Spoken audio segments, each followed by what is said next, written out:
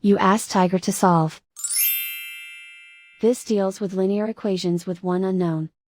The final result is x equals 7. Let's solve it step by step.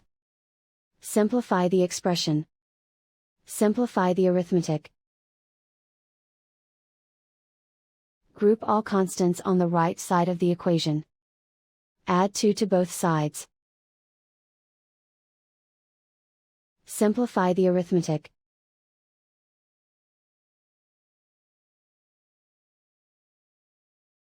Isolate the x. Divide both sides by 26. Simplify the fraction. Find the greatest common factor of the numerator and denominator. Factor out and cancel the greatest common factor. And so the final result is x equals 7.